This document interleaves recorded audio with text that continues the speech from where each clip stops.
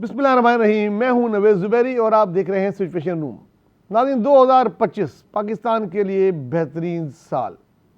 2025 14 अगस्त इस तरह मनाया जा रहा है कि जिस तरह बच्चे ईद मनाते हैं। पूरा मुल्क, अब यूँ कि जो 14 अगस्त आ ही गया है, सिर्फ 2 दिन रह गए हैं, पूरा मुल्क आज़ादी की खुशी में झूम रहा है। सड़कें, इमारतें, लोगों के घर, हर जगह सजी हुई है। हर जगह खुशियां मनाई जा रही हैं। जगह जगह शहरों में, तालीमी इदारों में, गांवों में जश्न आज़ादी के प्रोग्राम हो रहे हैं। और क्यों ना हो। ये 14 अगस्त 2025 हमारे लिए फ़ख्र का साल है, जब हमने अपने असली दुश्मन इंडिया को जो है एक ऐसी शिकस्त दी जो वो कभी भी नहीं भूल पाएगा। मुद्दा तो क्या, कभी भी नहीं भूल पाएगा। और वो जो इनका ऑपरेशन सिंदूर था, वो सिंदूर इंडिया की मांग में ऐसा भरा है पाकिस्तान ने कि वो जब जब कोई दुल्हन वहाँ सिंदूर लगाती है तो उसको ऑपरेशन सिंदूर याद आ जाता है। जिंदा कौमें, जवानों की कौमें हमारे मुल्क में, आपको पता है यूथ है सारी, 70% के करीब हम लोग जवान कौम हैं।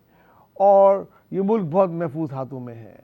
और इस वक्त ये पूरी दुनिया में पाकिस्तान की जिस तरीके से पिज़राई हो रही है, ख़ासकर अमेरिका में आप देख ही रहे हैं जिस तरह पाकिस्तान की तारीफ़ हो रही है, और पाकिस्तान पे अमेरिका और दूसरी सारी लोग जिस तरीके से इनामत की बारिश कर रहे हैं, चाहे वो किसी भी शक्ल में हो, वो पूरी दुनिया देख रही है। और इंडिया में रोज़ मातम मचता है। रोज़ जब सुबह अमेरिका में होती है और वहाँ उधर के प्रेसिडेंट ट्रम्प पाकिस्तान की तारीफ़ के पुल बांधते हैं, और एक माह में दूसरी दफ़ा पाकिस्तान के जो सिपह सलार हैं उनसे मुलाकात होती है। उससे पहले वज़ीर आज़म से भी, उससे पहले और लीडरों से भी बड़ी पज़राई अमेरिका में मिली इस जंग के बाद।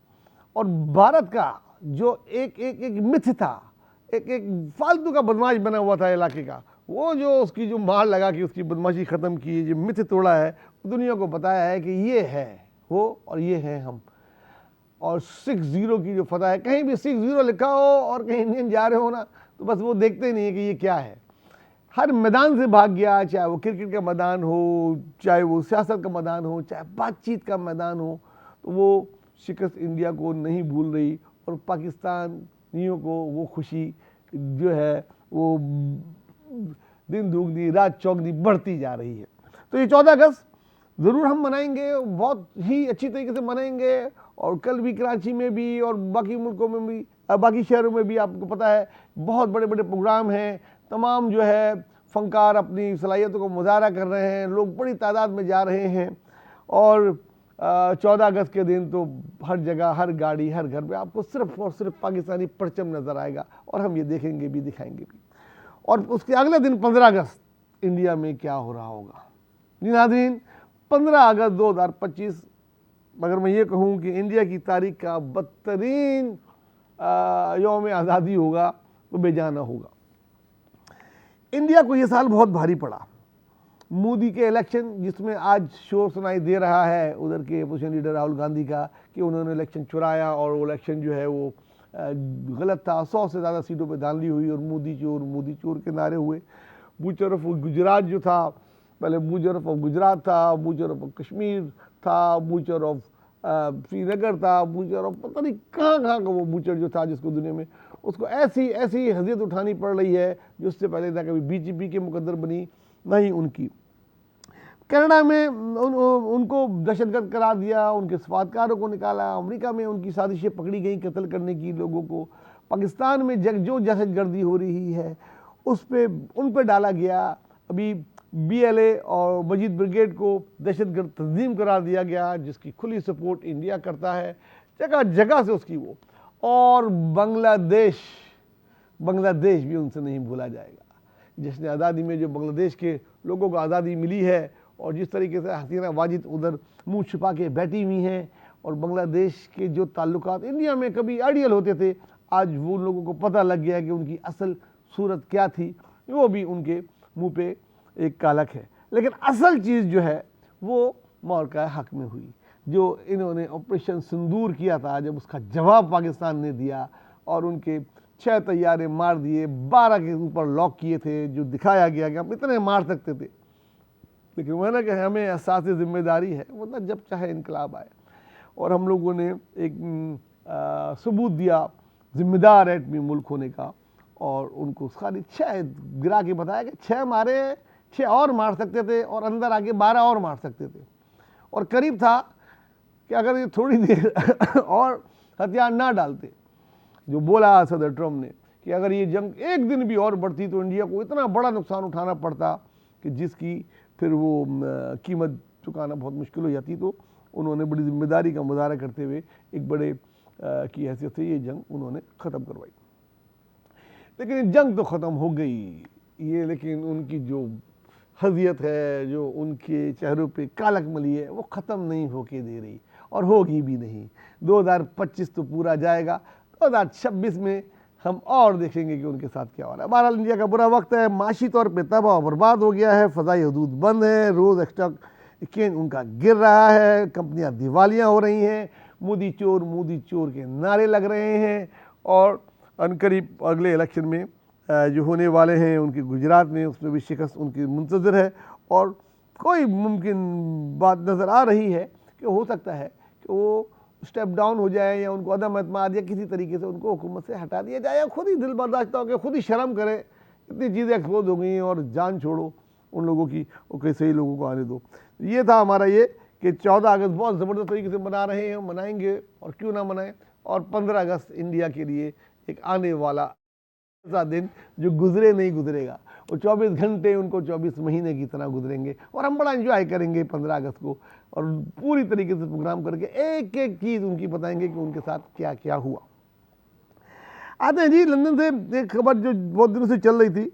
हमारे इंटरनेशनल क्रिकेटर है, अपकमिंग बैट्समैन हैं हैदर अली, बहुत अच्छी बैटिंग करते हैं, और PSL वगैरह में बड़ा नाम रोशन किया, इंग्लैंड में भी काउंटी वगैरह खेलते हैं। उनका पिछले दिनों एक स्कैंडल आया, वहाँ पे एक पाकिस्तानी साथ लड़की ने, जो मैनचेस्टर की रिहायशी थी, उसने उन पर रेप का इल्ज़ाम लगाया।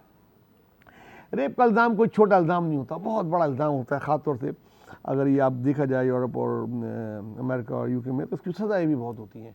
लेकिन रेप का इल्ज़ाम लगाना आसान होता है, उसको प्रूफ करना भी इल्ज़ाम लगाने के वाले के ऊपर होता है। अदरवाइज़ अगर ये इल्ज़ाम वो नहीं साबित कर पाए, तो जो पैसे उनको देने पड़ते हैं, जो कीमत इसकी उनको अदा करनी पड़ती है, वो भी इतनी ही बड़ी होती है। बहरहाल हैदर अली पे इल्ज़ाम लगा कि उन्होंने, उनकी एक दोस्त थी जिसका नाम हमें मालूम होने के बावजूद नहीं ले सकते, क्योंकि वहाँ के कानून के तौर पे नाम उसी का राज में रखा जाता है। वो उनकी दोस्त थी 2023 से 2023, पहले फ़ैन थी। यही होता है, पता नहीं क्यों क्रिकेटर कब बड़े होंगे भाई, दुनिया के बाकी मुल्कों से सीखो, क्रिकेटरों से सीखो, थोड़ी सी आपको फेम मिल जाती है तो आप आपे से बाहर हो जाते हो, अपनी तहजीब, अपना तबद्दुन, कल्चर से भूल जाते हो। लेकिन ये पाकिस्तान में गर्लफ्रेंड बनाना, ब्रेकअप करना बड़ा आसान होता है, बाहर बहुत मुश्किल होता है। और अब ये लग पता गया इनको, और बाकी लोगों के लिए भी, खासतौर से नौजवान क्रिकेटर जो अपकमिंग हैं, जो बड़ी जल्दी मशहूर हो जाते हैं, 2-4-5 इनिंग से, मीडिया का दौर है, सोशल मीडिया का दौर है, उनके लिए एक बहुत बड़ा सबक है ये हैदर का वाक़या कुछ इस तरह है कि वो इल्ज़ाम लगाती है कि 13 जुलाई को हैदर से मुलाकात हुई, और उसमें उसने उसके साथ मुबीना तौर पर उसको रेप किया। अच्छा, ये पाकिस्तानी की तरह नहीं होता जैसे फिल्मों में हमारे यहाँ है, जनाब किस तरह पकड़ा हीरो ने, ज़बरदस्ती उसके साथ जो कुछ किया उसको रेप कहते हैं, वैसा नहीं होता। वहाँ अगर बगैर कंसर्न के भी अगर आप कोई ऐसा अमल कर लें जिसमें लड़की की रजामंदी नहीं है, तो वो बाद में इल्ज़ाम रेप का लगा सकती है। और ये वहाँ पे बहुत ही ख़तरनाक कार्ड होता है जिसको वहाँ के नौजवान जानते हैं, इसलिए ये बहुत ही ज़्यादा एहतियात करते हैं इसमें, और वरना ये बड़ा पेनफुल होता है। जिस पेन से वो गुजर रहे हैं, जिस पेन से पूरी पाकिस्तान की क्रिकेट इंतज़ामिया गुजर रही है, उससे हम वाकिफ़ हैं। बहरहाल ये इल्ज़ाम लगाया कि 13 जुलाई को उन्होंने एक मुलाकात के बाद उन्होंने उनके साथ ये इल्ज़ाम किया, जबकि शवाहिद बताते हैं कि 1 अगस्त को वो फिर मैनचेस्टर से आई, लंदन के एक इलाके में उनसे मुलाकात की, पूरा डे स्पेंड उनके साथ किया, और तब तक उनको ये नहीं पता था कि ओ भाई उनके साथ जो है रेप हो चुका है।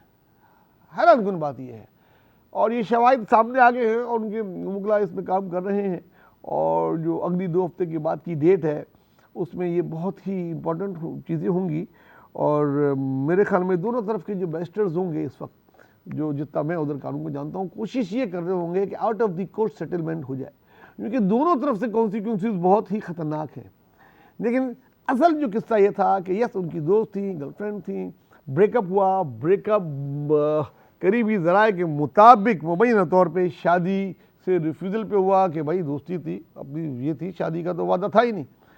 और वहाँ गर्लफ्रेंड के मतलब होता है आप लाइक फैंसी है और आपने अपनी मंगेतर से शादी करनी है, वहाँ के लोगों को ये जहनी तौर पे पता होता है। और यहाँ के लोग जो है वो समझते हैं कि बस ऐਵੇਂ जी चलते रहेगा, एक दिन, दो दिन, तीन, वो भाई वहाँ इस तरह नहीं होता है।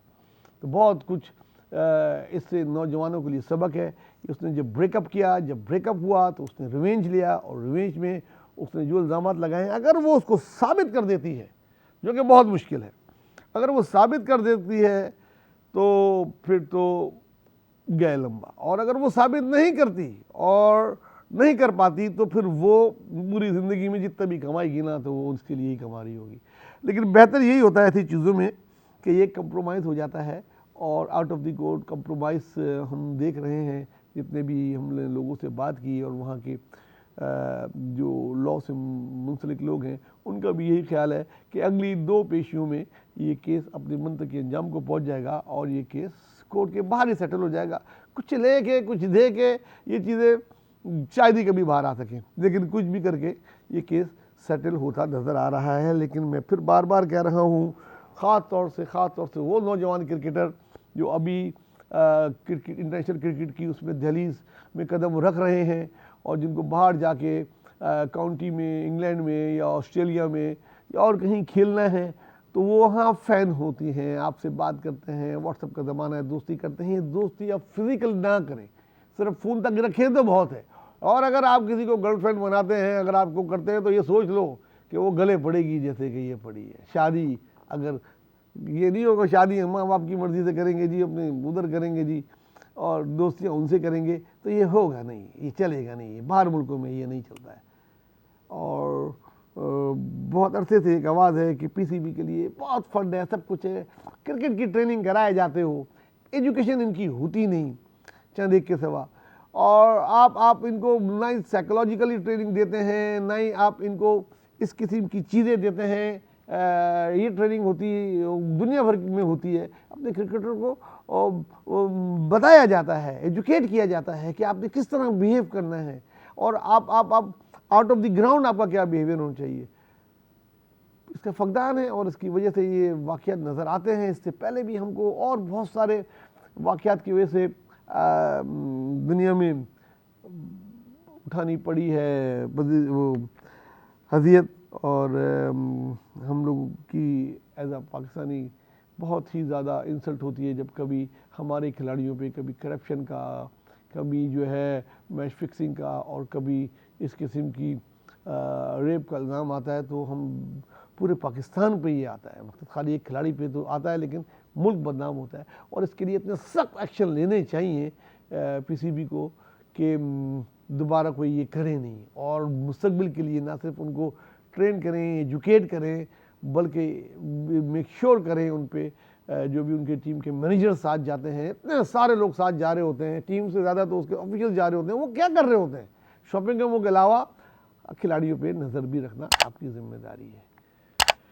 इधर जी आज का प्रोग्राम अपना दोस्तों, खासकर गरीबों का बहुत ख्याल रखिएगा। 14 अगस्त बहुत शानदार और शान तरीके से मनाएं।